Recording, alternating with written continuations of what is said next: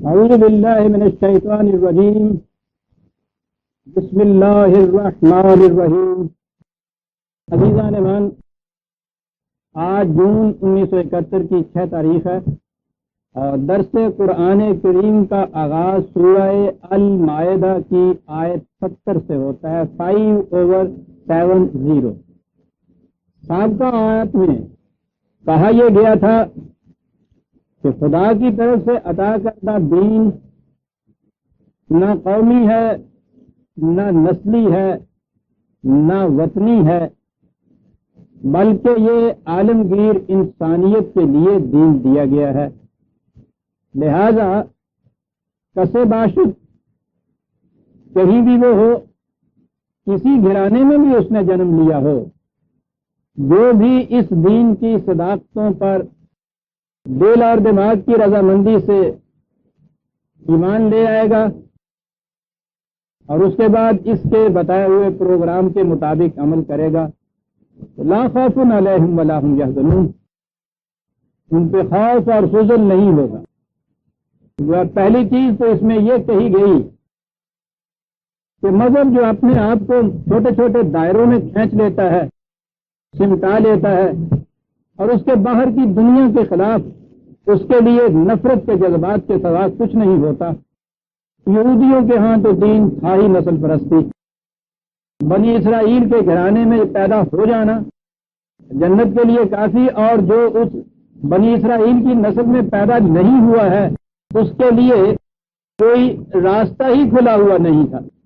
آپ سوچئے تو صحیح کہ خدا جو اپنے آپ کو رب العالمین کہہ رہا ہے، اس کی طرف سے عطا کردہ دین، اور صورت اس کی یہ ہو کہ پیدائش میں جس میں کسی بچے کو اختیاری کوئی نہیں ہوتا کہ وہ کس کے گھر میں پیدا ہو گیا، ایسی بے اختیاری تھی، اور دین کو محدود و مخصوص کر دیا جائے اس طرح سے اس نسل کے اندر، تو اس کے باہر کی دنیا جو ہے ان سے سوائے اس کے کہ ہر انسان چلتا ہوا یہ ذہن میں آئے کہ یہ بھی جہنم کا کنڈا، یہ بھی جہنم میں جانے کے قابل۔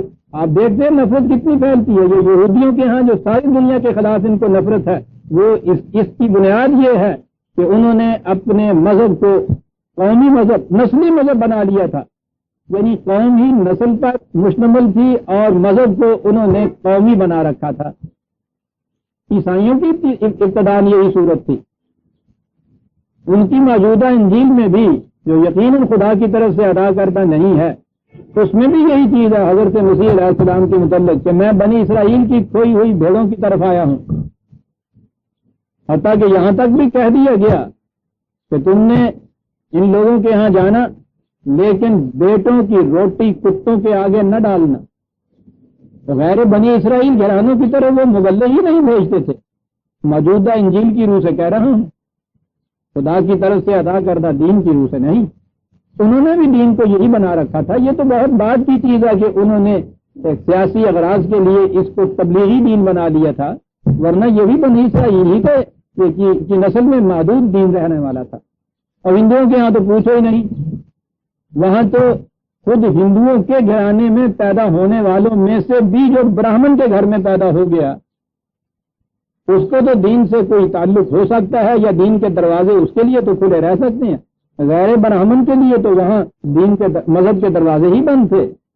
وہ اس قدر انہوں نے ان مذہب کو، دین کو مذہب میں ڈھال کر اتنی تنگ ناؤں کے اندر محصور کر رکھا تھا کہ اس کے باہر کی دنیا اس سے محروم رہتی تھی۔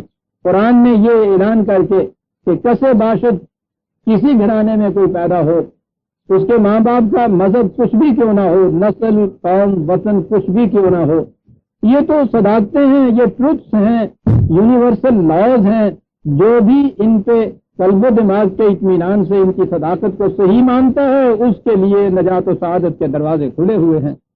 یہ اعلان قرآن نے کیا۔ اس میں جیسا کہ میں نے عرض کیا تھا پھر دوہرا دوں کہ ان الذین آمنوا یہاں بات شروع ہوتی ہے۔ اس کے معنی یہ ہے کہ مسلمان کے گھر میں پیدا ہونے سے بھی انسان صاحب ایمان نہیں ہوتا۔ ایمان ایک چیز ایسی ہے جسے اختیار کرنا پڑتا ہے۔ جس طرح غیر مسلم کے گھر میں پیدا ہونے سے ہی کفر لازم نہیں آتا، کفر ایک ذہنیت کا نام ہے، ایک روش زندگی کا نام ہے، ایک تصور حیات کا نام ہے، اسے اسے اختیار کرنا پڑتا ہے. اسی لیے وہاں بھی ورب کے سیغے میں عام طور پہ یہ چیز کہی گئی ان الذین کفروا، جنہوں نے یہ روش اختیار کی. ان الذین آمنوا، یہ وہ لوگ ہیں جس طرح سے آگے والذین ہادوا والصابئون والنصارى میں یہ کہا کہ ان کے ماں باپ ان مذاہب میں سے کسی پہ بھی ہوں، جو بچہ بھی ان کے گھروں میں پیدا ہوگا خواہ مسلمانوں کے گھر میں بھی کیوں نہ پیدا ہو. اور یہ بڑی چیز ہے. اور میں نے پچھلی دفعہ یہ کہا تھا کہ قرآن کریم نے یہ چیز کہی ہے یا ایھا الذین آمنوا آمنوا باللہ، خاص طور پر یہ کہا تھا کہ میں مسلمانوں کے گھر میں پیدا ہونے سے یہ ذہن میں نہ سمجھ لینا کہ ہم مومنوں کی جماعت میں شامل ہو گئے، صاحب ایمان ہو گئے. اس کے بعد تو ایمان لانا پڑے گا، اختیار کرنا پڑے گا. یہ ہم جو پیدائشی اس طرح سے مسلمان ہیں، قوم کے اعتبار سے ہم مسلمان ہیں، ٹھیک ہے، ملی اعتبار سے ہم مسلمان ہیں، امت محمدیہ کے اندر اس اعتبار سے تو داخل صرف ہو سکتے ہیں، لیکن قرآن کی روح سے جسے ایمان کہا جاتا ہے وہ مسلمان کے گھر میں پیدا ہونے والے بچے کے لیے بھی ضروری ہے کہ وہ مسلمان ہو اس کے بعد. کیونکہ یہ اور کہا کہ یہ بات کوئی نئی نہیں ہے. ہاں، اگلی بات میں یہ کہہ رہا تھا کہ اس کی پہچان یہ بتائی گئی ہے کہ واقعی وہ ایمان لے آیا ہے صحیح معنی میں اور اس جماعت میں داخل ہو گیا ہے یا نہیں. پہچان اس کی کوئی اعتقادی نہیں ہے، نظری نہیں ہے، تجریدی نہیں ہے. اس کی بڑی ٹھوس پہچان ہے، اور پہچان یہ ہے کہ لا خوف علیہم ولا هم یحزنون. خوف بیرونی خطرات کو کہتے ہیں، حزن دل کے اضمحلال کو کہتے ہیں، دل کی گھٹن. ایمان کا نتیجہ اس نے یہ کہا ہے کہ نہ تو باہر کا خوف ہوگا نہ دل کا اضمحلال ہوگا. یہ ہے اس کی پہچان. لیکن یہ چیز انفرادی نہیں کہی گئی. لا خوف علیہم ولا هم یحزنون، یہ اجتماعی چیز ہے. اور یہی فرق ہے مذہب اور دین میں. مذہب انڈیویجولائزیشن سکھاتا ہے، وہ انفرادیت سکھاتا ہے. ایک فرد اپنی نجات کی فکر میں ہوتا ہے. وہ شادی کی مثال نہایت عمدہ ہے. بات اس نے مذہب اور دین کہہ کے تو نہیں کہی. فرق اس نے بتایا یہ ہے کہ تم زیادہ سے زیادہ یہ چاہتے ہو کہ خود دریا پار کر لو. خدا کا بندہ یہ چاہتا ہے کہ ڈوبنے والوں کو بچا کے ساتھ لے جائے. بڑی عجیب چیز. مذہب ایک فرد کو یہ سکھاتا ہے زیادہ سے زیادہ، یعنی غلط ہے یا صحیح اس کو کی بعد میں بات آئے گی، اس کی بنیادی یہ سکھانا ہے کہ تم کس طرح سے اس دریا کے پار جا سکتے ہو، تمہاری فرد کی نجات کیسے ہو سکتی. مذہب میں فرد کی نجات کا سوال ہوتا ہے. اور اس سے جو آگے بڑھی ہوئی شکل ہے جسے آپ تصوف کہتے ہیں، وہ تو یکسر انفرادیت، اور انفرادیت میں اس قسم کی کہ جس کا نام نجات ہے اس کے معنی یہ ہے کہ تیری انفرادیت بھی باقی نہ رہے. یعنی منتہا یہ ہے کہ مذہب میں تو پھر بھی ایک فرض سے کہا گیا کہ انفرادی چیز ہے، تو اپنی نجات کی فکر کر. وہ اس کا بھی آگے جسے مغز دین کہا گیا ہمارے ہاں تصوف، وہ اس کی کیفیت یہ ہے کہ بات تو اس میں بھی انفرادیت کی ہے.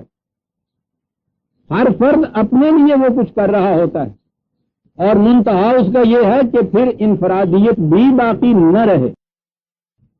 دین اس کے مقابلے میں اجتماعیت سکھاتا ہے. وہ ایک جماعت پیدا کرتا ہے، ایک معاشرے کی تشکیل کرتا ہے، ایک نظام زندگی، ایک مملکت، ایک حکومت عطا کرتا ہے. یاد رکھیں. اور اسی لیے سارے قرآن میں آپ دیکھیں گے اجتماعی سیغے ہیں، جمع کے سیغے ہیں، جماعت سے خطاب ہے. فرد سے کہا گیا پبلی کی عبادی وقت نہیں بنی، میرے بندوں کے ساتھ شامل ہو جا پھر جنت میں جا.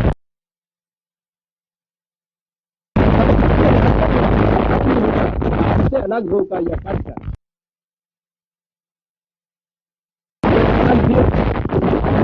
آئے گا تو خود فرد کا اور جماعت کا اس کے اندر کیا تعلق ہے.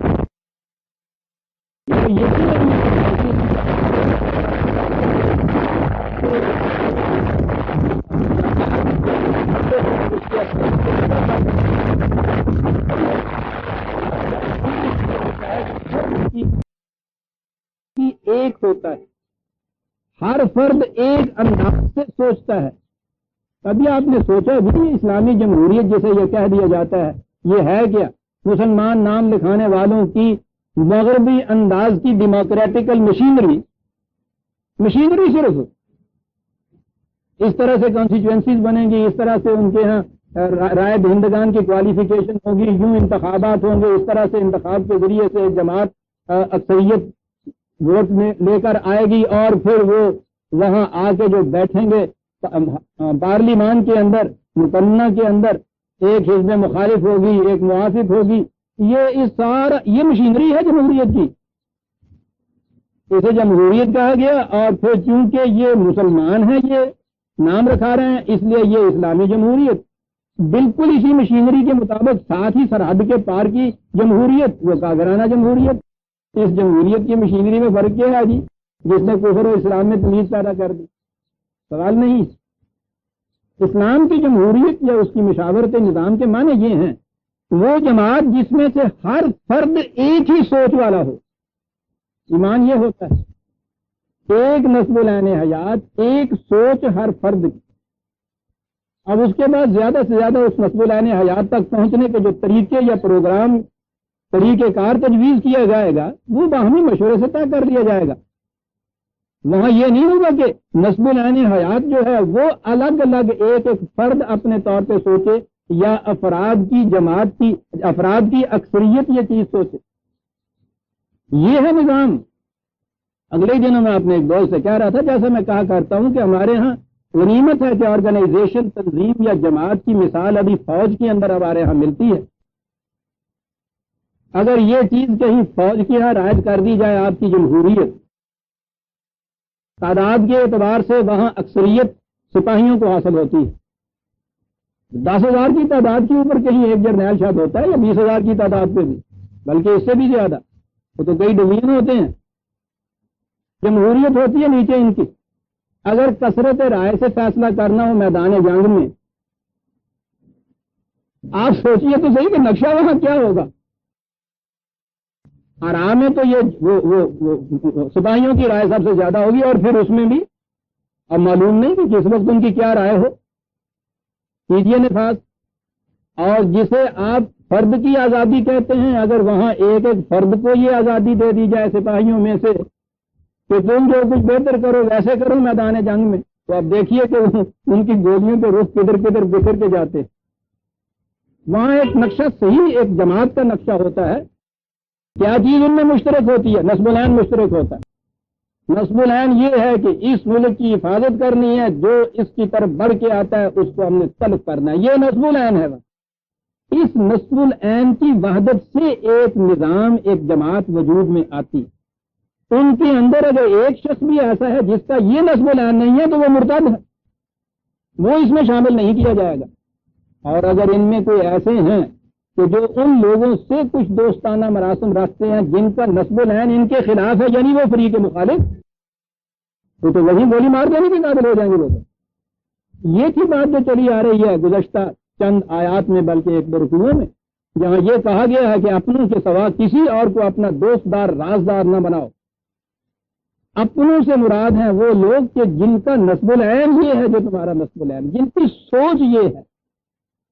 وہی پھر اقبال کی ڈیفینیشن کے اعتبار سے بڑی جامع بات کرتا ہے.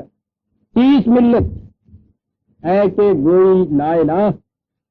ملت امت کون کسے کہتے ہیں؟ لا الہ کہنے والے سن میں بتاتا ہوں کسے کہتے ہیں. 10,000 چشم بودن یک نگاہ. ہزاروں آنکھیں بے شک ہوں یک نگاہ ہونا چاہیے. یک نگہی جو ہے ایک نسب العین جو کہا گیا کہ دنیا میں تم کہیں بھی ہو تمہارا نسب العین پیدا ہونا چاہیے. اس کے معنی یہ ہے یک نگہی پیدا ہونی چاہیے تمہارے. یہ ہے جو دین سکھاتا ہے عزیزان من. یہاں ایک فرد کی اپنی الگ نجات کا جماعت سے الگ ہٹ کر تصور ہی نہیں ہے. خلاف اسلام ہے، خلاف قرآن ہے. یہ چیز مذہب یہ سکھاتا ہے، تصور یہ سکھاتا ہے. قرآن اس تصور کو مٹانے کے لیے آتا ہے. اور یہ عجیب تصور عجیب ہے. بظاہر انڈیویجول یا فرد اس میں یوں نظر آتا ہے جیسے کچھ نہیں رہتا اور یہ سب کچھ اس فرد کی انفرادیت کی تعمیر کے لیے ہو رہا ہے. یہ ہے وہ چیز جو کہی گئی کہ خواہ مسلمان کے گھر میں پیدا ہو یا کسی اہل مذہب کے گھر میں پیدا ہو، جو بھی ان میں سے ان صداقتوں پر ایمان لے آئے گا اس کا نتیجہ یہ ہوگا کہ اس جماعت کو، اس نظام کی کیفیت یہ ہوگی، انہیں نہ کوئی خطرہ ہوگا نہ حزن ہوگا ان کے ہاں سے۔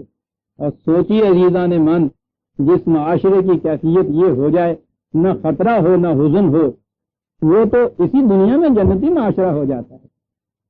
کہا کہ یہ چیز ہم نے پہلی بار ہی نہیں کہی، لَقَدْ أَخَذْنَا مِيثَاقَ بَنِي إِسْرَائِيلَ وَأَرْسَلْنَا إِلَيْهِمْ رُسُلًا، ان سے بھی یہی عہد لیا گیا تھا، ان کی طرف بھی یہی پیغام دے کر پیغام بر بھیجے گئے، لیکن ان کی کیفیت یہ تھی وَكُلَّمَا جَاءَهُمْ رَسُولٌ بِمَا لَا تَهْوَىٰ أَنفُسُهُمْ فَرِيقًا كَذَّبُوا وَفَرِيقًا يَقْتُلُونَ۔ کیفیت ان کی یہ تھی کہ کوئی رسول بھی آتا، وہ جو کچھ ایسی باتیں کہتا جو پہلے سے یہ سمجھتے کہ ہاں ہمارے مفید مطلب ہے، وہاں تک تو وہ ٹھیک تھا، خدا کا رسول بھی، اس کا میسج یا اس کی رسالت یا پیغام بھی صحیح، جو ہی کوئی ایسا آتا جو ایسی باتیں کہتا جسے یہ ناپسند کرتے، اس کے خلاف اٹھ کھڑے ہوتے۔ پہلی چیز تو یہ کہ تکذیب کرتے، اور اگلی چیز یہ کہ ان کو قتل کر ڈالتے کہ ایسی بات کیوں کہتا ہے جو ہمیں ناپسند ہے، وہ رسول خدا کی طرف سے یا خدا کا دین وہ آنا چاہیے جو انہیں پسند ہو۔ میں تو کئی دفعہ یہ کہا کرتا ہوں، ہم بھی اسی مقام پہ ہیں عزیزان من، ہم اپنا اپنا دین اپنے ہیں، وہ دل میں پیوست کر کے بیٹھے ہوتے ہیں، یا تو وہ اس کے مطابق بات کرتا ہے کرنے والا، خواہ قرآنی کیوں نہ پیش کر رہا ہو، سبحان اللہ صاحب کیا بات ہے وہاں جو کچھ کہی گئی، بہت ٹھیک ہے صاحب، لطف آ جاتا ہے اس کے بعد۔ اور جہاں وہاں کہیں ان کا اپنا معبود جو ہے اس پہ آ کے ضرب پڑی، اسی وقت صاحب کہیں کہیں بہک جاتے ہیں، یہ اصل میں بات یہ ہے، وہاں بہک جاتا ہے وہ، اس کی مخالفت شروع ہو جاتی، ہر شخص اپنا اپنا معبود۔ بہن ہی یہی کیفیت قرآن کی یہاں کہی گئی ہے بنی اسرائیل کے متعلق، کہ جہاں کہیں کوئی ایسا رسول آیا کہ جسے ان کا دل ناپسند کرتا تھا جذباتی طور، لا تہویٰ انفسہم، یہ ہوا کی بات عجیب، جذباتی طور پہ جن کے کوئی پیغام ناپسند کرتے تھے کہ یہ ان کے مفید مطلب نہیں تھا، ان کی تکذیب کی اور آگے بڑھے، ان کو قتل کر دیا۔ میں نے پچھلی دفعہ یہ کہا تھا کہ قرآن کریم نے نبیوں کے متعلق بھی یہ کہا ہے کہ ان کو قتل کر دیا جاتا تھا، رسولوں کے متعلق بھی یہ کہا ہے، لہذا یہ چیز کہ نبی یا رسول جو خدا کا آتا ہے اس کے جسم کی حفاظت کا ذمہ خدا لیے ہوئے ہوتا ہے، یہ بات غلط ہے۔ یعنی قرآن نے جب خود کہہ دیا کہ ان کو قتل کر دیتے تھے، جسم کی حفاظت کہاں سے آتی؟ وہ جو اللہ یا سمو کا الناس ہے اس کے معنی ان کے مشن کا ہے، ان کے دین کے متعلق ہے، یہ تبھی جسم نہیں ہے، تو وہ انہیں قتل بھی کر دیتے تھے، یہاں تک بڑھ جاتے تھے۔ وَحَسَبُوا أَلَّا تَكُونَ فِتْنَةٌ، اور پھر اس کے بعد مطمئن اتنے تھے کہ وہ کہتے تھے کہ اس سے کچھ نہیں بگڑے گا ہمارا، یعنی مذہبی پیشوائیت کی قوت اتنی بڑی تھی کہ وہ سمجھتے تھے کہ اس کے باوجود ہمارا کچھ نہیں بگڑے گا، حالانکہ یہ بات غلط۔ فَعَمُوا وَسَمُّوا، اس کا نتیجہ یہ تھا، یہ سمجھ لینے کا کہ ہمارا کچھ نہیں بگڑے گا، کوئی کچھ بگاڑ نہیں سکتا، اسے کہتے ہیں قوت کے نشے میں بدمستی۔ اور قرآن نے کہا کہ پھر ان کی کیفیت یہ تھی کہ اندھے ہو جاتے تھے، بہرے ہو جاتے تھے، نہ کوئی بات سن پاتے تھے، نہ کوئی چیز ان کو نظر آتی تھی۔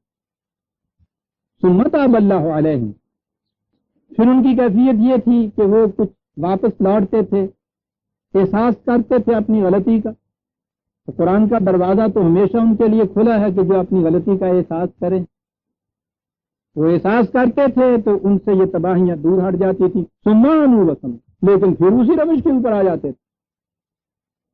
تو یہ توبہ ہماری طرح کی توبہ ہے نا، رات کو تھوڑی سی پی، صبح کو توبہ کر لی، رند کے رند رہے ہاتھ سے جنت نہیں۔ جب ہر بات توبہ نے یوں منظور ہو جانا ہے تو وہ ٹھیک ہے، اس سے بھی زیادہ حسین انداز میں ریاض جامع میں توبہ شکن، توبہ میری جام شکن، جامع میں توبہ شکن، توبہ میری جام شکن، سامنے ڈھیر ہے ٹوٹے ہوئے پیمانوں کا۔ آپ دیکھ رہے ہیں یہ ٹوٹے ہوئے پیمانے نہیں، ٹوٹی ہوئی توبائیں ہیں ہماری۔ روز یہی کچھ ہم کرتے ہیں. چھوٹی سے چھوٹی عادت جسے آپ کہتے ہیں اسے چھوڑنے کے لیے کتنی بار ہم عزم راسخ کرتے ہیں, بہت جلی قلم میں عزم راسخ, اور پھر اس کے بعد کتنی جلدی اسے توڑتے ہیں. اور پھر ذہن میں ہوتا ہے یہ ہے کہ نہیں صاحب مجھے اس پہ کنٹرول ہے, میں اسے جب چاہوں چھوڑ سکتا ہوں. مجھے سگریٹ پینے والے سے کہا گیا تھا کہ سگریٹ چھوڑنا جو ہے وہ کہنے لگے کہ صاحب بڑی مشکل ہے یہ عادت کا چھوڑنا. اس نے کہا کہ نہیں مشکل کچھ نہیں ہے. کیسے کہنے لگے میں نے 20ویں مرتبہ چھوڑا اسے, یہ 20ویں مرتبہ چھوڑا یہ چھوڑنا ہے, یہ ہے وہ توبہ.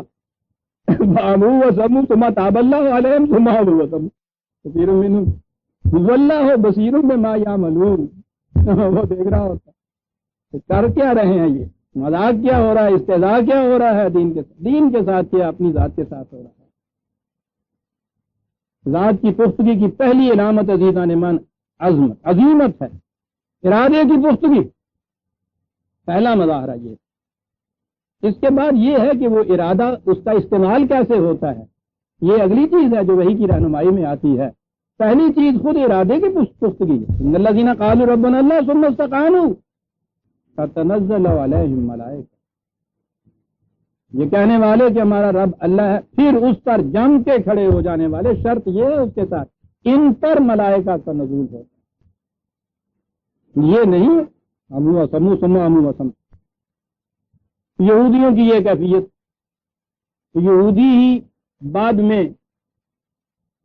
حضرت مسیح علیہ السلام پر ایمان لائے, یہی بنی اسرائیل سے جو سب سے پہلے یہ ادھر آئے, وہ دوسری طرف غلوب میں نکل.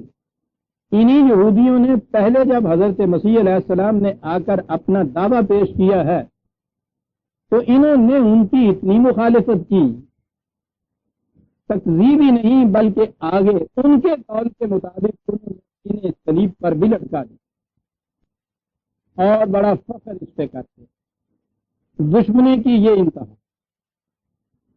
ان کی والدہ ماجدہ کے خلاف اس قدر بہتان تراشیاں کے معاذل انہی یہودیوں نے, انہی بنی اسرائیل نے, پہلے وہ بنی اسرائیل میں ہی سے پیغمبر تھے, پہلے تو یہ کچھ کیا, پھر اس کے بعد انہی میں سے سینٹ پال, وہ بڑا کٹر یہودی تھا.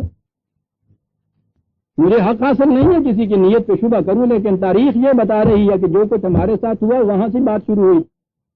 وہ خود عیسائی ہوا اور ایسا مقدس عیسائی ہوا کہ سینٹ بن گیا, اور سینٹ بننے کے بعد اس نے ایک دین یا مذہب عیسائیت ایجاد کیا. یہ موجودہ عیسائیت جو ہے یہ سینٹ پال کی ایجاد کر ہے. ادھر اس تفریق میں کہ حضرت مسیح کے متعلق یہ کیفیت کہ ہم نے صلیب پہ چڑھا کر بقول ان کے معاذ اللہ لعنتیوں کی موت مارا اور ان کی والدہ کے متعلق یہ کچھ کہا. ادھر آئے ہیں اس بھیس میں تو یہاں آنے کے بعد عیسائیت وہ پیش کی جس میں خدا کے اس رسول کو خود خدا بنا دی. عیسائیوں کے ہاں ایک بڑا فرقہ تو سب سے بڑا وہی ہے جو خود مسیح کو خدا مانتا ہے, انکارنیشن کے طریق کے اوپر کہ خدا حلول کر گیا ہے ان کے اندر اور یہ خود خدا ہے.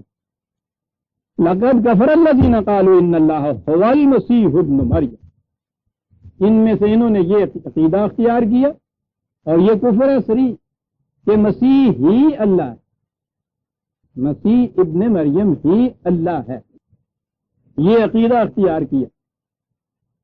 اسے عام اصطلاح میں حلول کا عقیدہ بھی کہتے ہیں کہ خدا حلول کر جاتا ہے ایک انسان کے اندر اور وہ انسان ہی خدا ہو جاتا ہے. ہندوؤں کے ہاں اوتار کا عقیدہ تھا, عیسائیوں کے ہاں اسی کا ترجمہ انکارنیشن جسے کہتے ہیں یہ عقیدہ ہے. اور سب سے زیادہ یہ عقیدہ شدت کے ساتھ جو رونما ہوا تو آپ کے ہاں تصوف میں آ کے رونما. ان میں سے عام عقیدہ تو یہ ہوا کہ ہر فرد خدا ہے, ہر شے یہاں کی خدا ہے, وحدت وجود جسے کہتے ہیں وہی ہے. آپ اٹھا کے دیکھیے ان کے یہاں کی کتابیں، کیا کیا نہیں نظر آئے گا اس کے اندر سے۔ فرعون بھی وہی ہے، موسیٰ بھی وہی ہے، اور جیسا میں نے پچھلی دفعہ کہا تھا اور اسے نہیں دوہرا سکتا، کہاں تک یہ پہنچے ہوئے ہیں، یہاں تک ہوا۔ ایک اور گروہ آگے بڑھا تو انہوں نے کہا کہ یہ بات تو نہیں، لیکن کم از کم رسول اللہ جو وہ تو ضرور خدا، وہی جو میں کہا کر، وہی جو مستوی عرش ہے خدا ہو کر اتر پڑا وہ مدینے میں مصطفیٰ ہو کر۔ عزیزان مان، اس میں اور اس میں فرق کیا ہے؟ یہ جو انہوں نے کہا ان اللہ هو المسیح ابن مریم، یہ آپ کے ہاں عقائد ہیں اور یہ مغز دین کیا کے پیش کیے جاتے ہیں۔ عام مسلمانوں کے نزدیک بھی یہ جو صوفیاء کرام کہلاتے ہیں، یہ عام علماء یا مذہبی پیشوائیت سے کہیں زیادہ واجب العزت کہلاتے ہیں، دین کی لم تک پہنچے ہوئے ان کو کہا جاتا ہے۔ ان کا عقیدہ یہ ہے جسے قرآن کہتا ہے لقد کفر الذین قالوا ان اللہ هو المسیح ابن مریم وقال المسیح یا بنی اسرائیل اعبدوا اللہ ربی و ربکم، حالانکہ اس مسیح میں جسے یہ خدا بنا رہے ہیں اس نے یہ آ کے ان سے کہا تھا اے بنی اسرائیل خدا کی عبودیت اختیار کرو، وہ تمہارا بھی رب ہے وہ میرا بھی رب ہے۔ رسول آ کر تو یہ کہتا ہے، تو پہلا اعلان یہ کرتا ہے کہ میں عبداللہ واشہد ان محمدا عبدہ ورسولہ، بس یہ حیثیت ہے۔ اس غلوم میں انہوں نے یہ کہا، قرآن کہتا ہے انہ من یشرک باللہ فقد حرم اللہ علیہ الجنۃ ومأواہ النار، یہ شرک ہے اور جو بھی شرک کرتا ہے جنت اس پر حرام ہو جاتی ہے، جہنم اس کا ٹھکانہ ہو جاتا ہے۔ مسلمان یہ سب کچھ مانتا ہے اور اس کے باوجود داڑھی پہ ہاتھ پھیر کے کہتا ہے الحمدللہ ہم مشرک نہیں ہے، مشرک یہ بت پرست ہے۔ یہ کس مقام پہ قرآن لایا ہے یہ شرک؟ کسی رسول کو خدا بنا لینا، انسان کو خدا سمجھ لینا، اور پھر قرآن نے تو جو شرک کے مختلف تفصیلات دی ہیں ان کی روح سے تو آپ سوچئے تو صحیح، کوئی بچتا بھی ہے ہم میں؟ وہی سورہ روم کی آیت تھی، اگر آپ سامنے لے آئیں وَلَا تَكُونُوا مِنَ الْمُشْرِكِينَ مِنَ الَّذِينَ فَرَّقُوا دِينَهُمْ وَكَانُوا شِيَعًا، مشرک وہ ان میں سے نہ ہو جانا جنہوں نے شرک اختیار کیا، یعنی جنہوں نے اپنے دین میں فرقے پیدا کر لیے اور خود بھی ایک گروہ بن کے بیٹھے۔ پھر ان کی کیفیت یہ ہوگی کہ کل حزب بما لدیہم فرحون، جس کو پوچھئے وہ کہتا ہے کہ میں نہیں ہوں ایسا، یہ باقی سارے ایسے ہیں۔ اسی لیے ان میں سے انہوں نے خود ہی وہ ایک راستہ نکال لیا جنت میں جانے کا کہ یہ جتنے بھی 72 ہیں ان میں سے غالباً 71 جہنم کے اور ایک جنت میں جانے والا، یہ جو ایک ایکسیپشن ہے نا اس نے تباہ کیا سب 72 کو۔ اگر یہ ہوتا نا قرآن کی روح سے کہ کل حزب بما لدیہم فرحون، تو گنجائش ہی باقی نہ رہتی۔ یہاں ہر شخص اس گنجائش سے فائدہ اٹھا کے دل میں مطمئن نہیں، فریب نفس میں وہ مبتلا ہو جاتا ہے کہ میں اس ایک میں سے ہوں جو جنت میں جانے والے ہیں، باقی سارے جہنم میں جانے والے ہیں۔ اور جب ہر فرقے کا فرق یہی کہتا ہے تو سارے تو جو جنت میں جانے والے ہوئے۔ کہہ رہا ہے خدا جو کچھ اس نے کہنا ہے، اسی کان ٹپ کے چلے جائیں گے، اور پھر پاکستانیوں کو تو آتا ہے جانا، 90% بلا ٹکٹ سفر کرتے ہیں ان میں۔ اور وہ آپ نے تو سنا ہی تھا نا، وہ پیر صاحب کی وہ کملی کے ساتھ جو چمٹ کے گئے تھے اندر، وہ بھی موجود ہے۔ ایک ایک تاگے کے ساتھ لاکھ مریدوں کی روح کملی اوڑے ہوئے سادھو بنے ہوئے پورے جانے نہیں اندر۔ یہ ان کے ملفوظات کے اندر چیزیں ہیں عزیزان من، افسانے نہیں ہیں، ان کے اپنے ملفوظات ہیں۔ تو جانے لگے تو انہوں نے رضوان نے دیکھ لیا کہ 4 کپڑے اپڑے، وہ ٹھیک ہے جی دیکھ لو کچھ بھی نہیں، مغلر کو جیسے یہاں بھی اب ایئرپورٹ پہ کرتے ہیں کچھ نہیں، وہ جانے دی۔ اندر جا کر دیکھا تو وہاں لاکھوں کی تعداد کے اندر وہ پھر رہے ہیں کہ جن کے لیے جہنم مخصوص ہو گئی۔ وہ پوچھا گیا ان سے کہ تم نے یہ کیا کیا؟ انہوں نے کہا کہ میں نے تو کسی ایک کو بھی بلا ٹکٹ نہیں اندر جانے دیا صاحب، میری کیا مجال ہے؟ انہوں نے کہا یہ اندر پھر تو رہیں۔ اب وہ بھی بیچارہ حیران ہے کہ یہ ہو کیا گیا، پھر کیسے رہیں؟ تو جب انہوں نے دیکھا پیر صاحب نے کہ بیچارہ مفت میں عذاب میں آ رہا ہے، ابھی ایکسپلینیشن ہے، پتہ نہیں سمری ٹرائل ہو گیا تو شام تک کیا ہو گیا بگڑ جائے گا، تو وہ مسکرائے، انہوں نے کہا کوئی بات فکر کی نہیں ہے۔ انہوں نے کہا کہ یہ جو کملی میری تھی، اس کملی کے ایک ایک تاگے کے ساتھ میری مریدوں کی روحیں چمٹی ہوئی تھی، میں اس طرح سے لے آیا۔ یہ اس طرح لے جانے والے بھی اعلیٰ حضرت سے، یہ جانے والے بھی سارے مقرب ہیں۔ سمجھ لیا نا؟ کیا بتایا جائے کہ کہاں پہنچی ہوئی ہے؟ کیا ان سے نہیں کہا جائے گا کہ ایمان لاؤ؟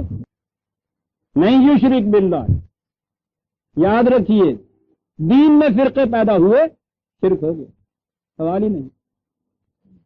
قرآن کہتا ہے، میں تو نہیں کہتا۔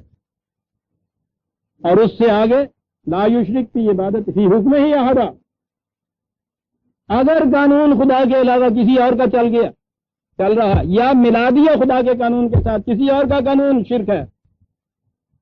ٹھیک، اپنے لیے کہیں اور جنت بنانی ہو ہم نے تو وہ الگ بات ہے، تو خدا والی جنت جو ہے اس کے اندر ہو جانے کا کوئی صرف ہے نہیں۔ فقد حرم اللہ علیہ الجنت ومأواہ النار، اور یہ وہ ہیں عزیزان من جن کے لیے اس نے کھلے بندوں کہہ دیا تھا کہ وما یؤمن اکثرهم باللہ الا وهم مشرکون۔ تم دیکھو گے کہ بہت سے ایسے ملیں گے کہ اپنے آپ کو ایمان والا کہلاتے ہوں گے اور وہ مشرک ہوں گے۔ یہ ایمان والوں کے متعلق کہا گیا کہ وہ مشرک ہوں گے، ورنہ دو متضاد ٹرم ہیں عزیزان من۔ ایمان والا مشرک کہا، قرآن کہہ رہا ہے وما یؤمن اکثرهم باللہ الا وهم مشرکون، 12/106، 12/106۔ وما للظالمین من انصار۔ ٹھیک، چلیے صاحب، ایک تو وہ یہ ہو گیا کہ جنہوں نے خود اکیلے مسیحی کے متعلق کہہ دیا کہ وہی خدا ہے، خدا کی شکل میں یہاں دنیا کے اندر انکارنیٹڈ آ گیا۔ کہا دوسرے ہیں وہ کہتے ہیں کہ نہیں صاحب ہم یہ تو نہیں مانتے، ہم تو خدا کو الگ مانتے ہیں۔ مانتے کیسے ہیں؟ قالوا ان اللہ ثالث ثلاث، تثلیث کے قائل ہیں، باپ بیٹا روح القدس، تین میں ایک، ایک میں تین، یہ ہم مانتے ہیں صاحب۔ ٹھیک ہے، خدا کو مانتے ہیں، یہ الگ بات ہے کہ اس کے حصے میں 5.25 آنے ہی آتے ہیں صرف روپے میں سے، تیسرے حصے کا مالک ہے نا، برابر کے father son and holy ghost, وہ کہتے ہیں ہم اسے مانتے ہیں۔ یہ خدا کا ماننا جس میں خدا کو ٹکڑے ٹکڑے کیا جاتا ہے، ہم اس میں بھی یہ کہتے ہیں کہ ہم تو اس قسم کی کوئی بات نہیں کرتے۔ لیکن آپ سوچئے تو صحیح کہ یہ خدا کو یوں مان لینا ایک نہیں تین ہے، اور یہ چیز کہ صرف خدا ہی کا حکم نہیں ہے، اس کے ساتھ اوروں کے احکام بھی ملائے جائیں گے تو جب وہ مکمل دین ہوگا۔ کیا یہ شرک نہیں؟ وہ تو تثلیث تھی، ہم تو پتہ نہیں خدا کو اس میں سے 100واں حصہ بھی نہیں دیتے۔ بڑے دھڑلے سے یہاں فخر سے کہا گیا تھا کہ دین جسے کہتے ہیں اس کا تو صرف 1/10 حصہ قرآن میں ہے، 9/10 حصہ اس سے باہر ہے۔ وہ تو تہائی میں شریک مانتے تھے، یہ 10ویں حصے میں صرف کہہ رہے ہیں دور ہی آنا اسے ہونا ہوتا۔ وہ مشرک، ہم واحد، لا یشرک فی حکم ہی احد، وہ یہ کہتا ہے اپنے حکم میں کسی اور کو شریک نہیں کرتا۔ خدا کے ماننے کے معنی عزیزان من عملاً یہ ہے کہ اس کے حکم کے متعلق مانا ہے، وہاں توحید ہے۔ وَمَن لَّمْ يَحْكُم بِمَا أَنزَلَ اللَّهُ فَأُولَٰئِكَ هُمُ الْكَافِرُونَ۔ سیدھی سی بات، جو اس کے مطابق فیصلے نہیں کرتا کافر ہے، جو اس فیصلے میں کسی اور فیصلے کو شریک کرتا ہے وہ مشرک ہے۔ یہاں ثالث و ثلاثہ کیا ہے؟ کہا وَمَا مِنْ إِلَٰهٍ إِلَّا إِلَٰهٌ وَاحِدٌ، الہ تو ایک ہی ہے۔ یہ الگ بات ہے کہ ہم نے الہ صرف اس معنی میں مان لیا کہ بت نہیں ہم بناتے، الہ تو ہر صاحب اقتدار کو کہتے ہیں۔ کسی اور کو صاحب اقتدار مان لینا، اسے خدا کی الوہیت میں شریک کر دینا۔ کہا یہ ہیں ان کے عقائد، وَإِن لَّمْ يَنْتَهُوا عَمَّا يَقُولُونَ لَيَمَسَّنَّ الَّذِينَ كَفَرُوا مِنْهُمْ عَذَابٌ أَلِيمٌ۔ ان چیزوں سے باز نہ آئے تو تم دیکھو گے کہ کس قدر دردناک عذاب میں یہ لوگ مبتلا رہتے ہیں۔ عزیزان من، عیسائیت کی تاریخ دیکھیے آپ، یوں تو دنیا میں ہر مذہب کی تاریخ یہ بتا رہی ہے، دین کی نہیں مذہب کی کہہ رہا ہوں۔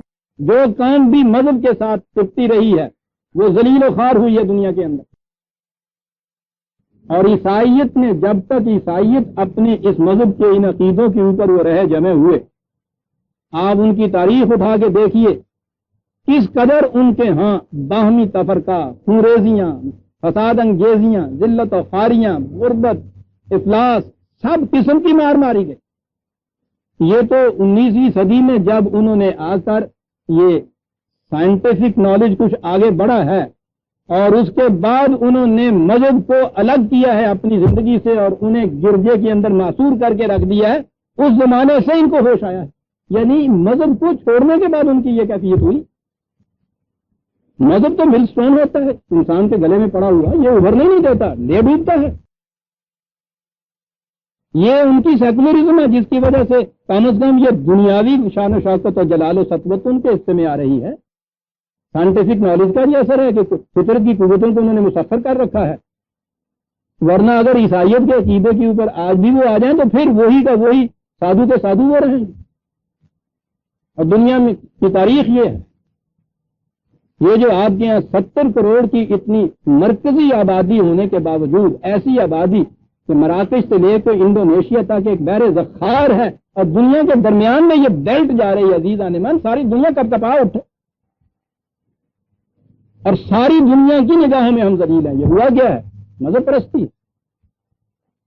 اور اس کے بعد یا تو یورپ کی تقلید میں سیکولرزم آتا چلا جا رہا ہے، یا اس کے مقابلے میں پیشوائیت زور لگا رہی ہے کہ یہ مذہب پرستی رہیں. یہ ہے کشمکش. دین کی آواز تو کہیں نہیں ہوتی. سب سے زیادہ بڑی مخالفت سیکولرزم کی بھی ایسی نہیں ہوتی جتنی دین کی طرف آواز دینے والے کی ہوتی ہے، قرآن کی طرف دعوت دینے والے کی ہوتی ہے.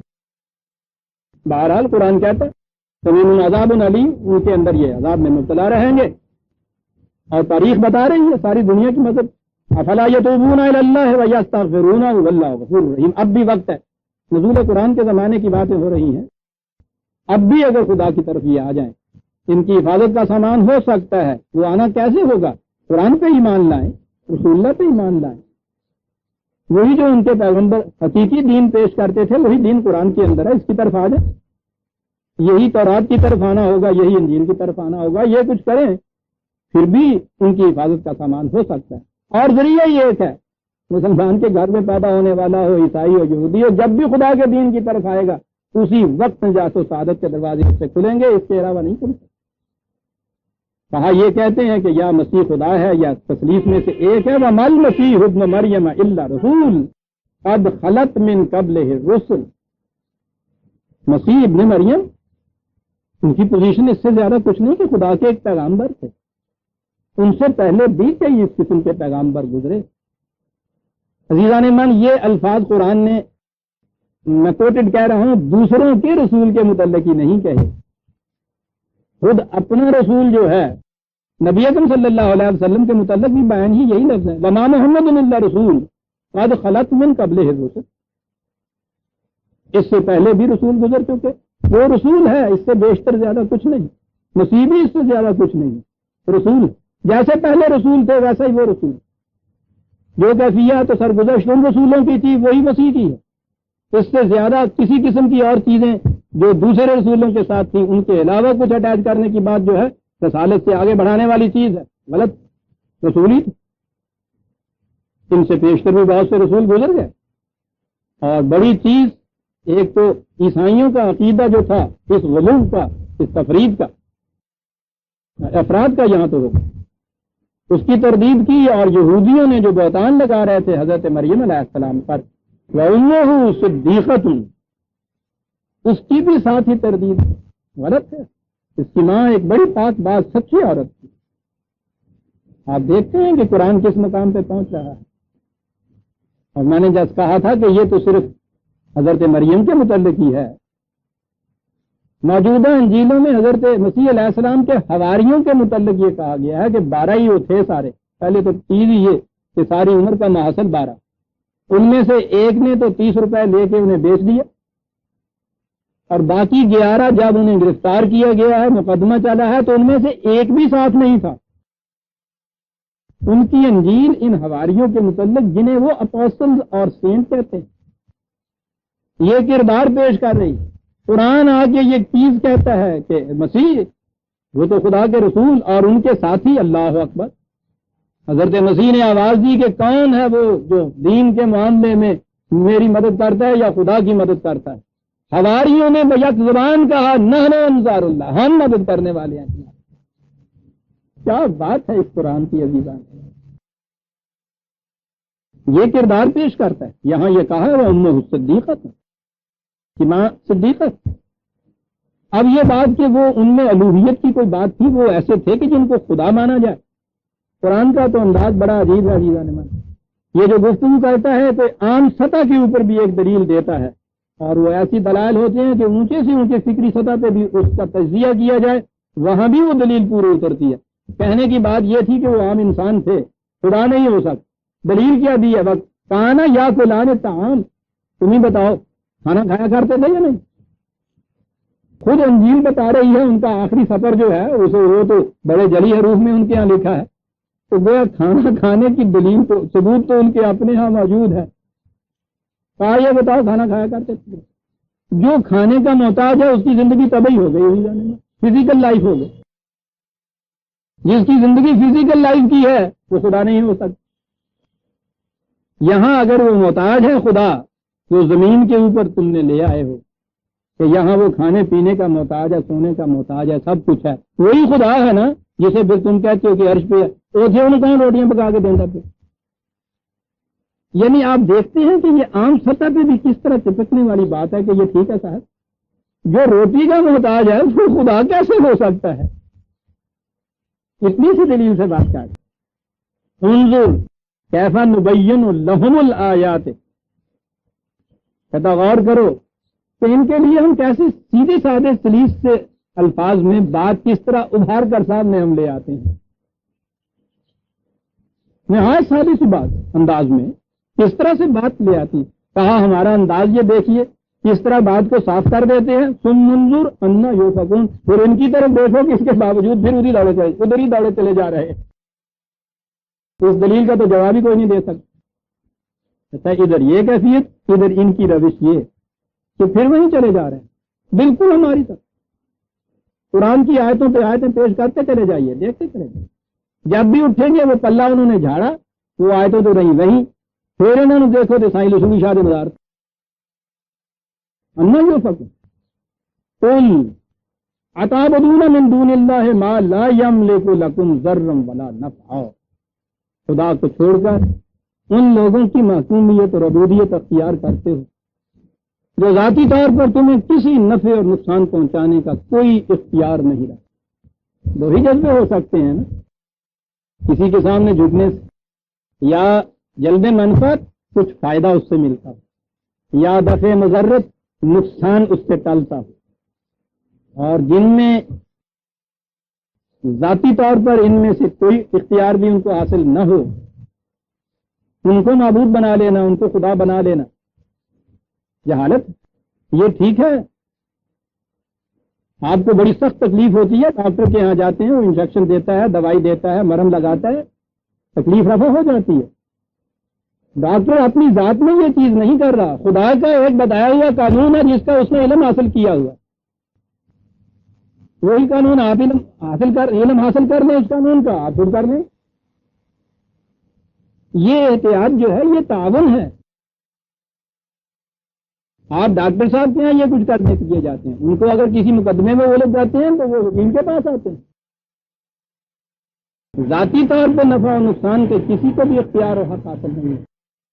جب ہم ان روحانیت والوں کی طرف جاتے ہیں تو وہاں اس طرح نہیں جاتے جیسے ڈاکٹر کے یہاں جاتے ہیں. وہاں یہ ہوتا ہے کہ حضرت صاحب کی نگاہ ہو جائے گی تو سارے دلدر دور ہو جائیں گے. یہ نہیں ہے کہ ڈاکٹر صحیح نسخہ دے گا تو یہ ہو جائے گا، دوائی فائدہ کرے گی نہ. وہاں ان کی نگاہ، اور اگر انہوں نے نگاہ پھیر لی تو دنیا میں پھر کوئی کچھ نہیں کر سکتا.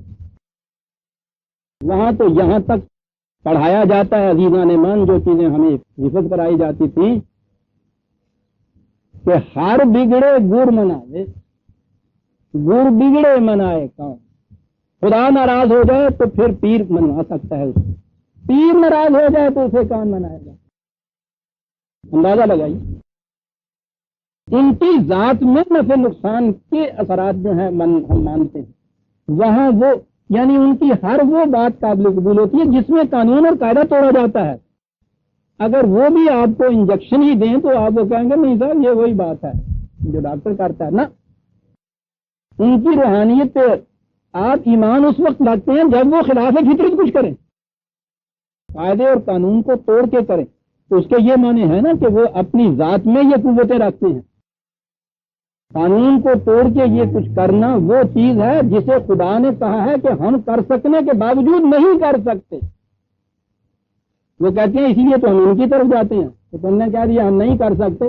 اگر آپ بھی کر سکتے تو ہم آپ کی طرف آتے. آپ کو چھوڑ کے ان کی طرف آتے اس لیے کر نہیں سکتے.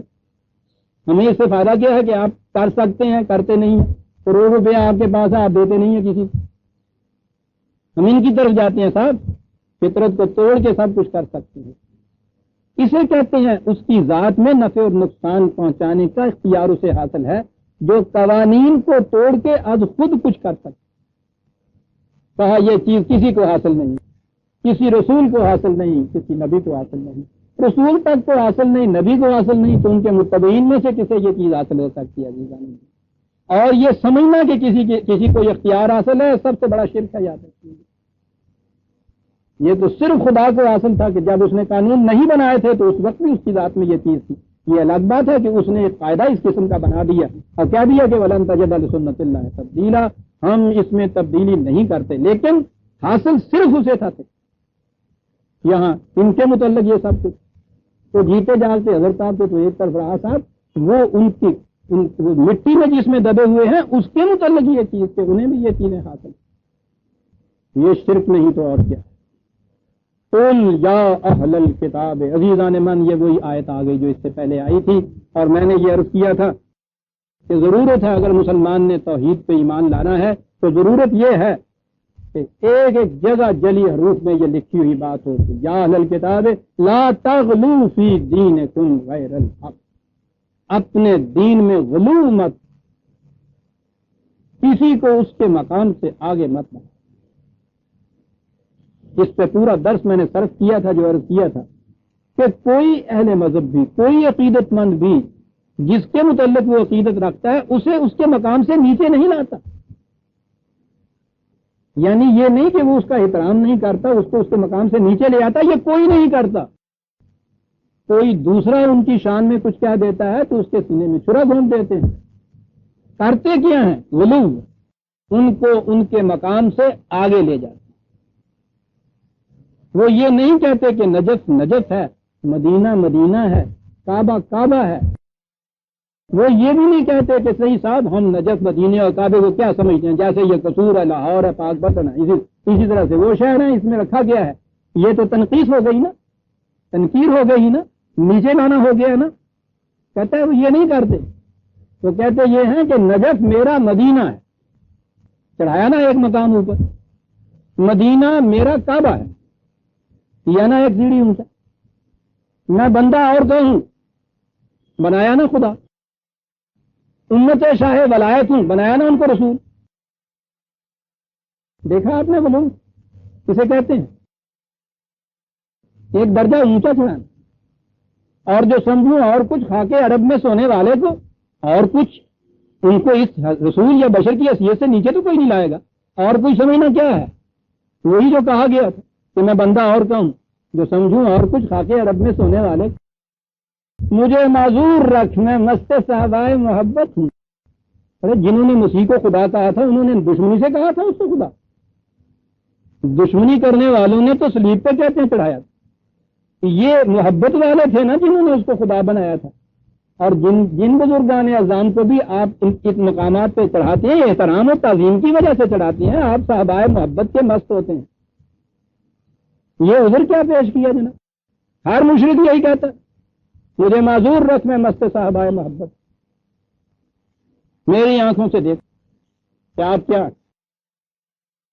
وہ خود کئی دفعہ حضرت صاحب کہتے ہیں کہ بابا یہ نہ کرو مجھ سے سجدہ, میں یہ مقام نہیں, یہ کچھ نہیں. باہر آگے کہتے ہیں کہ یہ کثرت نفسی فرماتے ہیں آپ اصل میں. اور کوئی تو یہ کہتے ہیں کہ صاحب انہیں بھی اپنے مقام کا پتہ ملا, گھر سے آیا موت برنائی, انہیں بھی اپنے مقام کا پتہ نہیں ہے. باتوں کچھ ساری ہو رہی ہے. ہماری آنکھ سے دیکھو جو تم کو دکھلائیں, کیا شیر, ہماری آنکھ سے دیکھو جو تم کو دکھلائیں, ادا تمہاری جو تم بھی کہو کہ ہاں کچھ ہے. انہیں کہتے ہیں تمہیں تمہارے اپنے مقام کا پتہ کیا ہے, ہم سے پوچھیں. قل یا اہل الکتاب لا تغلو فی دینکم غیر الحق, ولا تتبعوا اهواء قوم قد ضلوا من قبل اهواء قوم، تو یہ ساری چیز جذبات پہ منحصر ہوتی،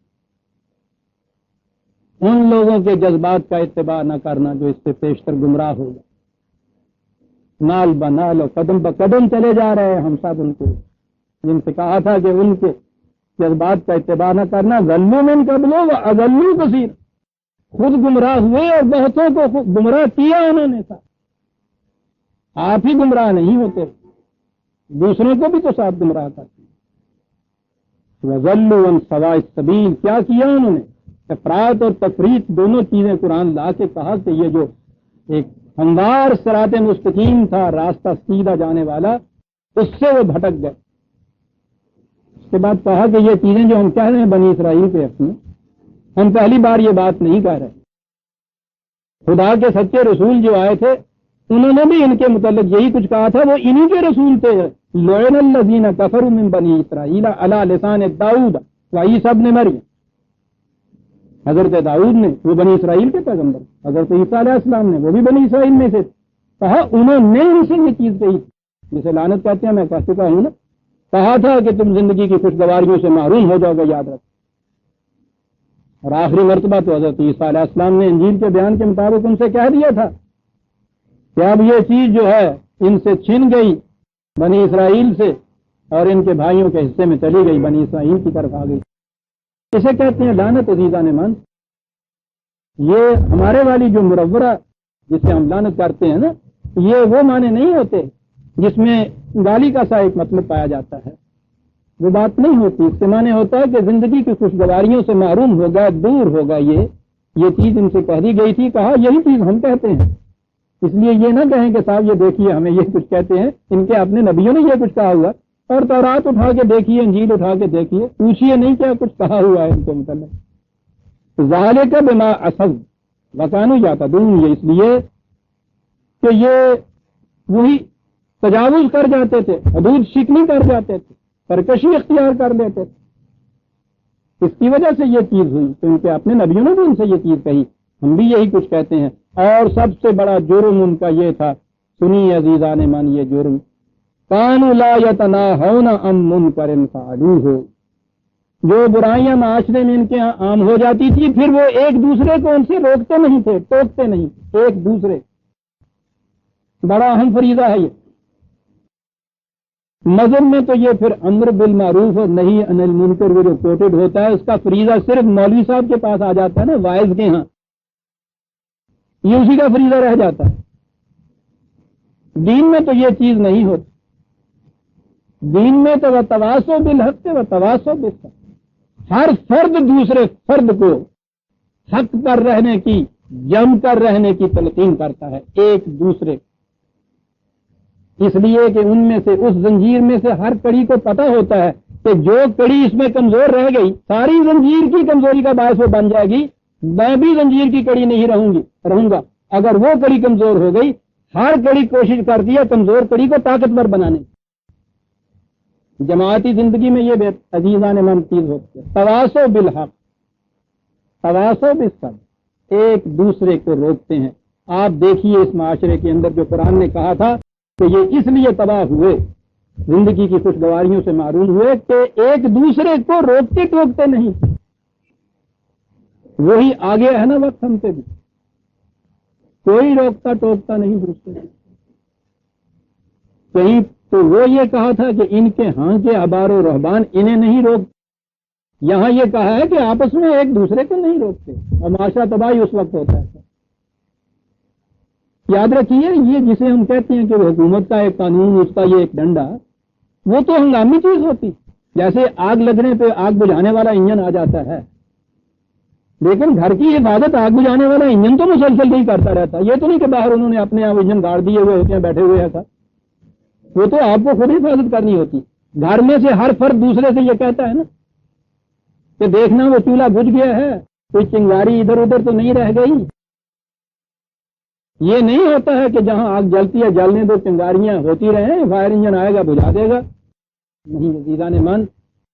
یہ قانون کی روح سے یہ ساری چیزیں صرف ہنگامی ضرورتوں کو پوری کرتی ہیں۔ یہ جسے آپ اصلاح کہتے ہیں معاشرے کی، اور وہ اصلاح اندرونی اصلاح ہوتی ہے، قانون کے روح سے انسان کے اندر اصلاح نہیں ہوتی، وہ اسی طرح سے ہوتی ہے کہ ہر ایک دوسرے کی اصلاح، ہر ایک دوسرے کو ٹوکنے اور روکنے کی فکر کرے،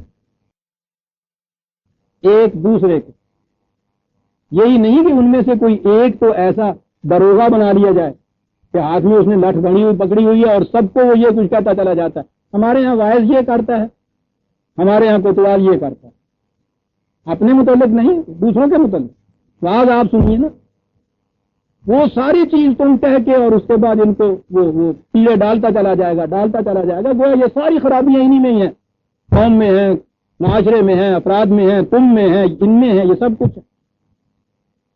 کیا بات یاد آ گئی، دشین میں بنی تمیم میں سے ایک صاحب تھے، وہ مسلمان ہوئے، وہ ایسا گروہ تھا کہ جو عام طور پہ پہلے واز کیا کرتے تھے، خطاب لوگوں سے کیا کرتے تھے، وہ ادھر آئے تو انہوں نے آ کے دیکھا کہ یہاں کوئی گنجائش ہی نہیں ہے، لیکن جی بہت چاہتا تھا، عمر بھر کے عادی بھی تھے، چلی بھی آتی تھی بات۔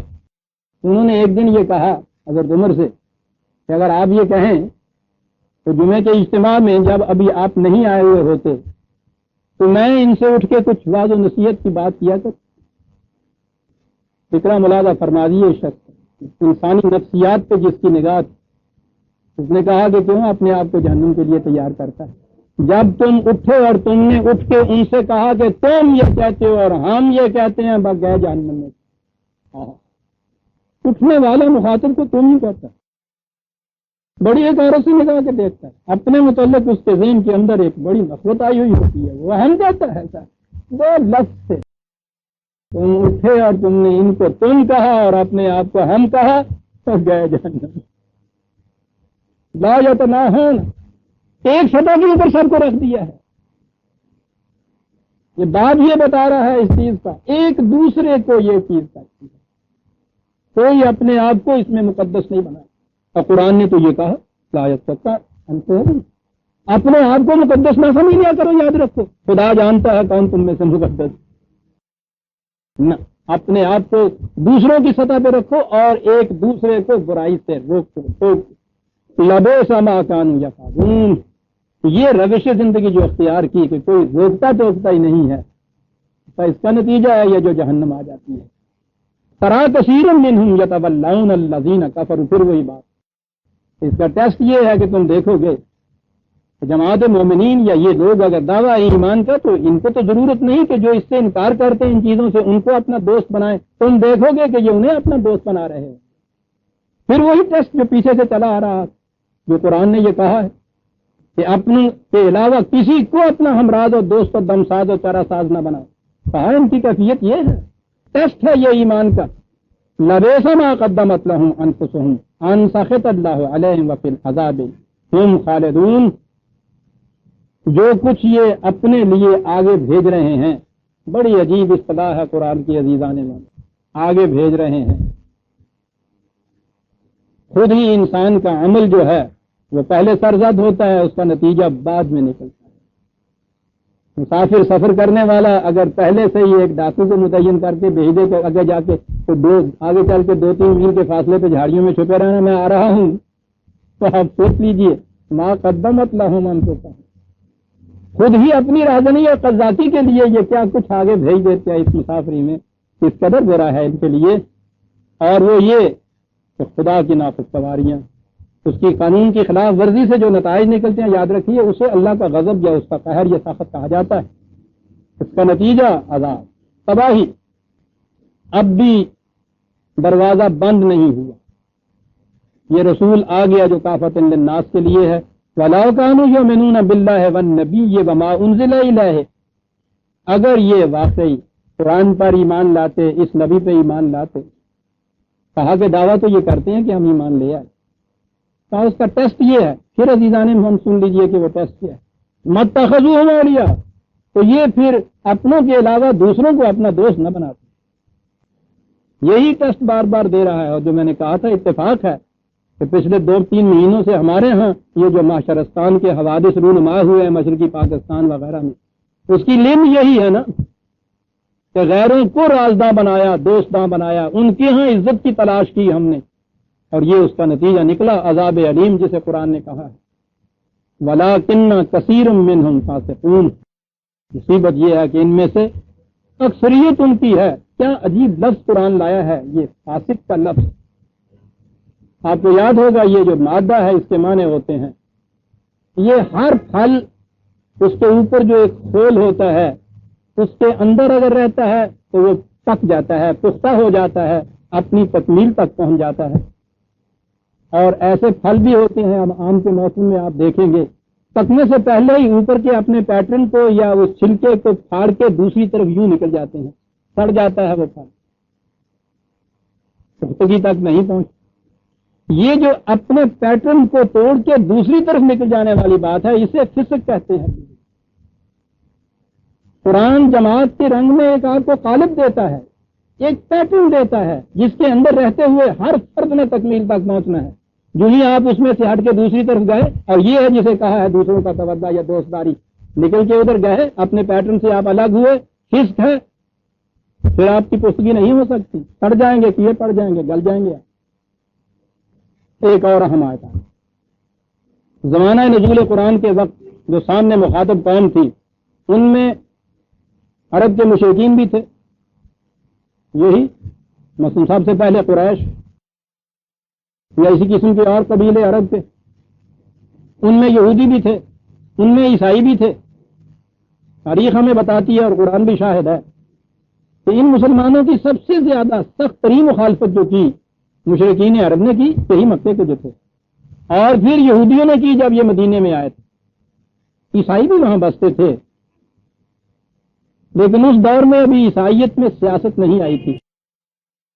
ان کے ہاں ابھی عیسائی یہ فقیر منش جیسے ہمارے ہاں ہوتے ہیں نا، وہ ان کی یہی کیفیت تھی، راہب ہوتے تھے، قسطسین ہوتے تھے، یا تو اپنے لکھنے پڑھنے میں رہتے تھے، یا وہی اپنے ہاں کی ریاستیں تصوف کی یہ کچھ کیا کرتے تھے۔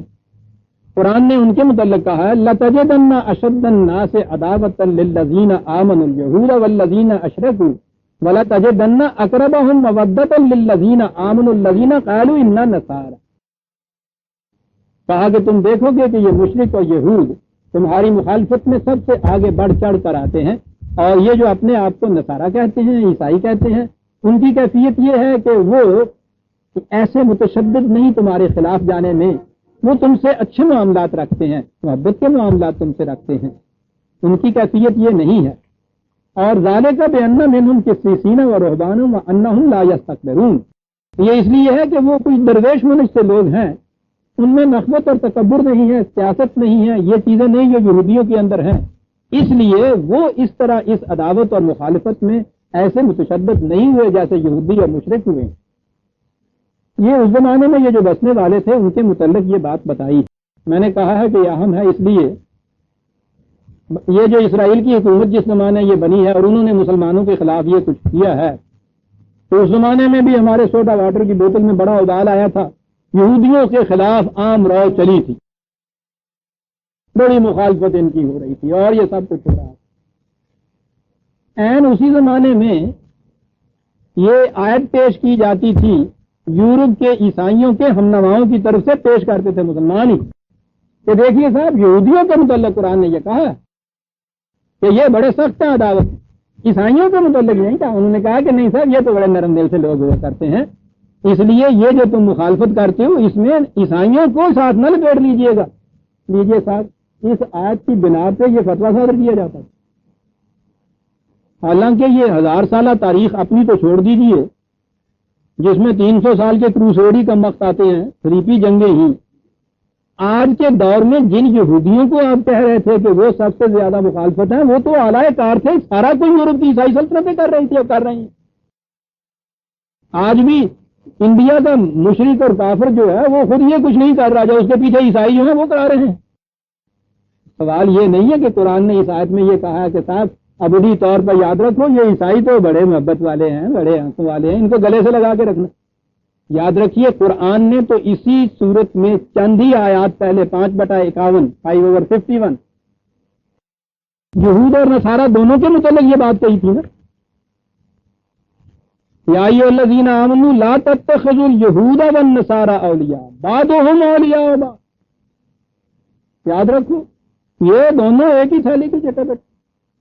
ان کو چھوڑ کر اپنوں کو چھوڑ کر انہیں اپنا دوستدار یا ان کو رازدار یا حمایتی نہ تصور کر لینا، بالکل نہیں.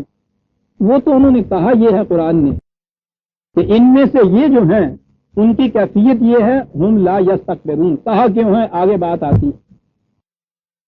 تاریخ ہماری یہ بتاتی ہے یہودیوں میں سے تو ایک آدھ نام آتا ہے ہمارے یہاں پہلے کہ وہ یہودی جو کوئی مسلمان ہوا تھا اسلام لایا تھا، ورنہ یہ عیسائی جو تھے ان کی بڑی تعداد تھی جو اسلام لے آئی. اور قرآن نے کہا ہے کہ چونکہ ان کے دل میں تکبر نہیں ہے، یہ اس بنا پہ ہی یہ نفرت اسلام سے نہیں رکھ رہے کہ بنی اسرائیل کے ہاں یہ نبی کیوں آ گیا جو یہودی کہتے تھے. اس لیے ان لوگوں کی نفسیاتی کیفیت ان سے مختلف ہے. ان کی کیفیت یہ ہے کہ وَإِذَا سَمِعُوا مَا أُنزِلَ إِلَى الرَّسُولِ تَرَىٰ أَعْيُنَهُمْ تَفِيضُ مِنَ الدَّمِ مِمَّا عَرَفُوا مِنَ الْحَقِّ.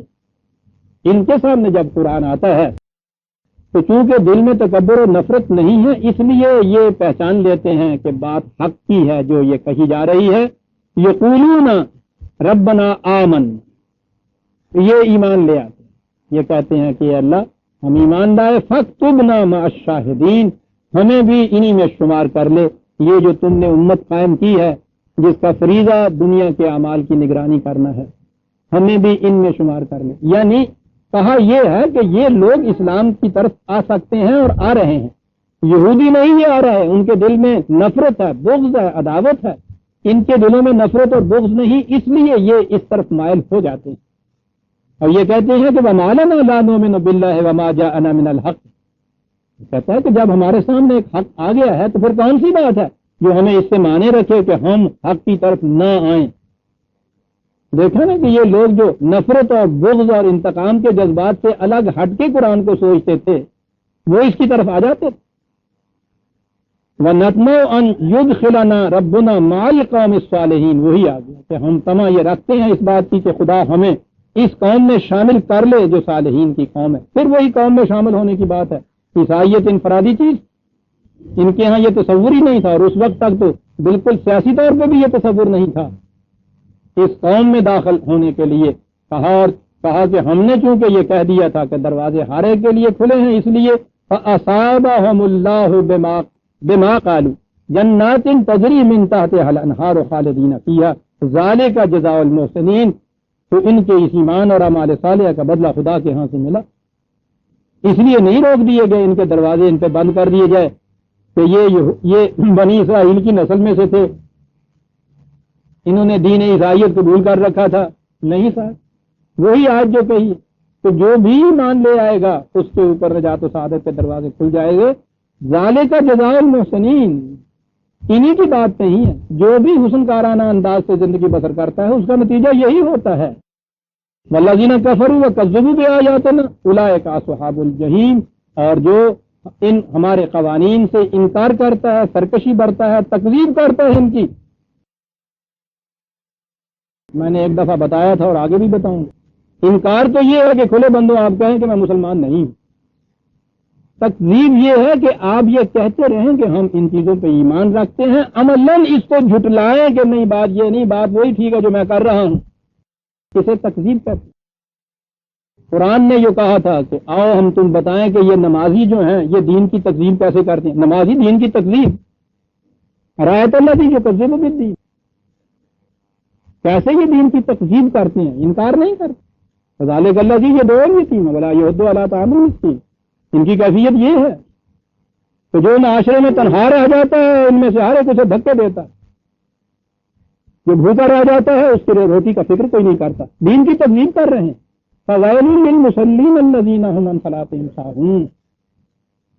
یہ نمازی ان میں دیکھتے ہیں ان کی کیفیت یہ ہے. دیکھیے تکذیب کرنے والے، ان کی کیفیت یہ ہے کہ اپنی صلاۃ کی غرض و غائز سے بالکل غافل. ان کے راہوں یہ جو کچھ ظاہرہ طور پہ نظر آتا ہے نا یہ کچھ تو یہ کر لیتے ہیں. الحمدللہ نماز ٹھیک ہو گئی. وہ ٹھیک نہیں ہوئی تیری نماز کیوں جی؟ تیرے ہاتھ نیچے ذرا ہوئے سن لے. اندازہ لگائیے. ٹھیک ہے ان چیزوں کی بھی ضرورت ہے پیٹی میں پیٹی وقت جگہ پہ بندی ہونی چاہیے، لیکن اسی سے تو سپاہی کا فریضہ ادا نہیں ہو جاتا۔ نماز کے مفہوم سے، غائب سے، غرض سے غافل ہیں۔ کیا ہے وہ غرض؟ یمنعون الماعون، وہ رزق کے جسے بہتے چشموں کی طرح ہارے کے دروازے کے سامنے سے گزرنا چاہیے تھا، اس پہ بند لگا کے بیٹھ جاتے ہیں۔ ارایت الذی یکذب بالدین، انہیں بھی دیکھا ہے جو دعویٰ ایمان کا کرنے کے باوجود تکذیب کرتے ہیں دین کی۔ یہ کہا والذین کفروا، ایک گروہ یہ ہے سرے سے انکاری کی، وکذبوا بآیات، انکار نہیں کیا، تکذیب کی ہمارے دین آیات کی۔ اولئک اصحاب الجحیم، یہ وہ لوگ ہیں جحیم میں رہتے ہیں۔ آپ کو پتا جحیم کے یہ کیا معنی؟ جن کی ترقیاں رک جائیں، جن کے آگے رکاوٹیں آ جائیں۔ ہوا ہے نا آپ کے ساتھ، یہ پیدا ہوئی ہیں نا رکاوٹیں۔ اتنی بڑی عظیم آزاد مملکت جس میں ذخائر ممکنات کی یہ کیفیت ہے کہ دنیا رشک کرتی ہے، اس کے باوجود ترقی کی راہیں مسدود ہوئی ہے آپ کہ تکذیب کرتے ہیں آپ قوانین خدا بندی کی۔ عزیزان ایمان، وقت تو 5 منٹ باقی ہے، لیکن آگے مضمون دوسرا آ جاتا ہے، ہم اسے آئندہ لیں گے۔